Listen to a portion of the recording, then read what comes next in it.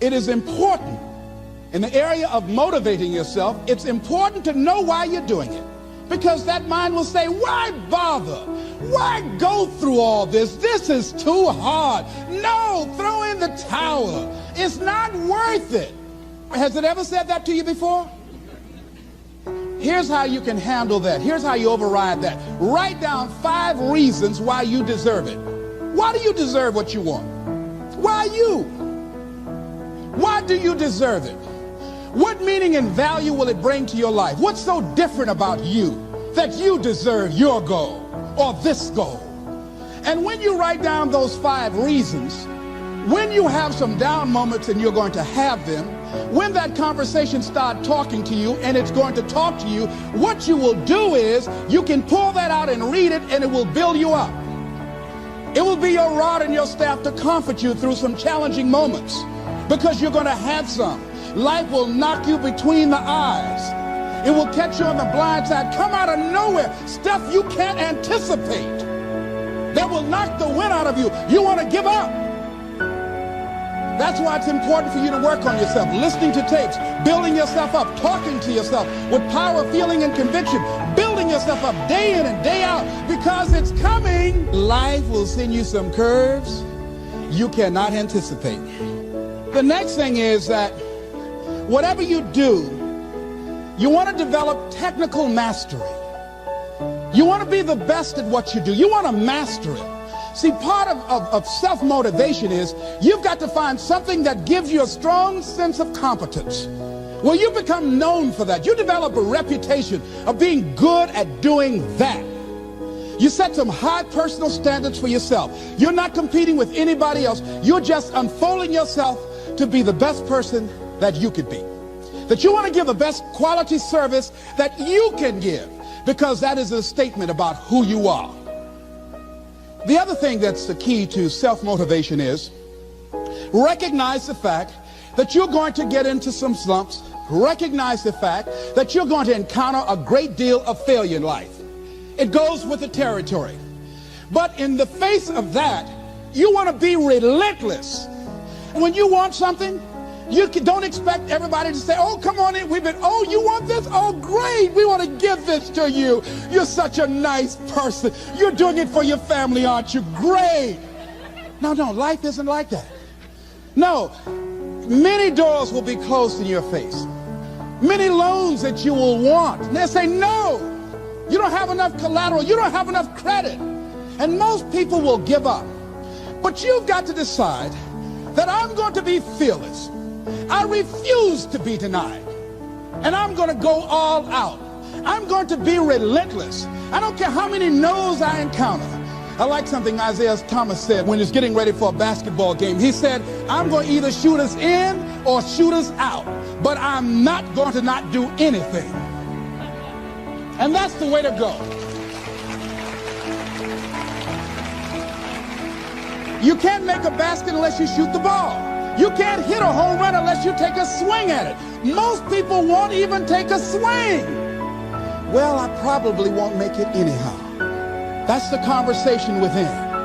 They probably won't give it to me anyhow. If you want something, you've got to be relentless. You've got to decide, I deserve this, and I'm going to have it. And you go all out to get it. That drives you.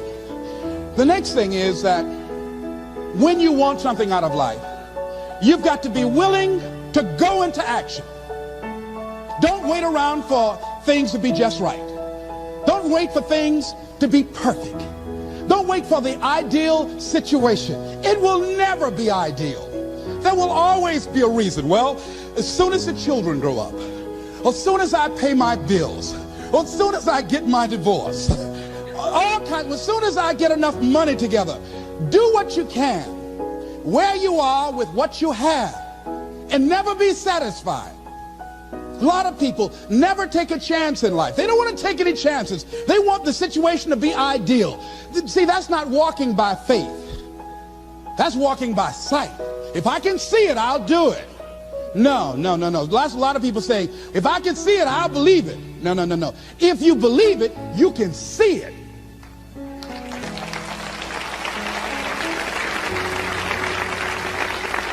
And don't be disturbed because no one else can see it. That's not unusual. That is ordinary. But because you want some different kind of results in your life, you've got to be willing to be unreasonable. If you want unreasonable results in your life, you've got to be willing to be unreasonable. Part of being unreasonable, you don't judge according to appearances. Part of being unreasonable, you can see it because you believe it. That's part of being unreasonable. Part of being unreasonable, you're like Paul who said, you must have the faith to call forth those things that be not as though they were. That's part of being unreasonable. Most people won't do that. Most people say, call me when you get it together. Then I'll support you. The other thing is that one of the keys to self-motivation that empowers you is that you want to find a cause larger than yourself. Find something that you can contribute to. Find something that you can make a difference because you can. Part of what feeds your larger vision, part of what gives you a reason for being, part of what gives you your life is being able to give something back. Say, I can't afford to give anything. You can't afford not to give. Give your time. Give your talent. If it's nothing, just to go over there and lick envelopes.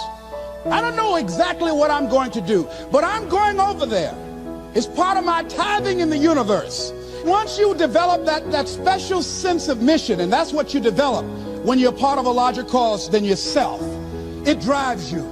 You don't need an alarm clock to get up in the morning. You have special power. You'll go places and folk will like to be around you. They will know there's something different about you. When you go in, they'll say, hey, that's somebody important. I want to know who you are. I just want to be near you. That energy that you have, that consciousness that you will embody will affect everybody around you. The next thing is that you want to create a home court advantage for yourself. You've got to be aware of who you have around you. So you want to be selective. Have friends that will enable you to grow. I have friends that help me to grow spiritually. These are my spiritual friends. I talk spiritual stuff with them. I have some other friends who are just intellectual friends. They make me grow intellectually. They make me stretch. I have some professional friends. I'm a member of the National Speakers Association. I get together with other speakers and we learn from each other and we grow from each other. I have other friends who are just social friends. All we do is just socialize together. We'll look at a basketball game together or go out dancing, but that's all we can do. We don't talk anything serious, nothing spiritual, nothing intellectual. That's not that kind of relationship. Nothing heavy up in here.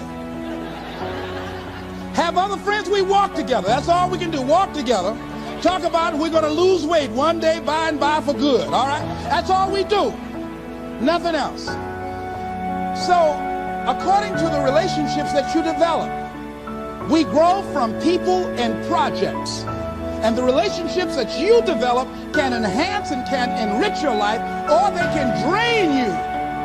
I know many talented people who had a great deal of potential, but because they didn't surround themselves with other people that will inspire them to transcend themselves, they never realize their greatness, and they will end up going to their grave with all their good stuff still in them. So you want to look at your relationships, the people that you're involved with, the people that you communicate with most often, and you want to ask yourself the question, what am I becoming because of this relationship? Does it inspire me? Am I motivated? Am I encouraged? Am I driven to develop myself? Am I seeking my own greatness? What kind of person am I becoming because of this relationship? Am I becoming more cynical and negative about life? Ask yourself that. The next thing is, you've got to say yes to your life. You've got to say yes. Yes to my dreams. Yes to me. Yes, I can make it. Yes, I can. Doesn't matter how many failures I've made. Doesn't matter how many mistakes I've endured. Doesn't matter about my defeats. Doesn't matter about what I've done. Yes, yes. I don't care about the fact I'm in a hole now. Doesn't matter about where I am. Yes, the last chapter to my life has not been written yet. If you judge me now, you'll judge me prematurely.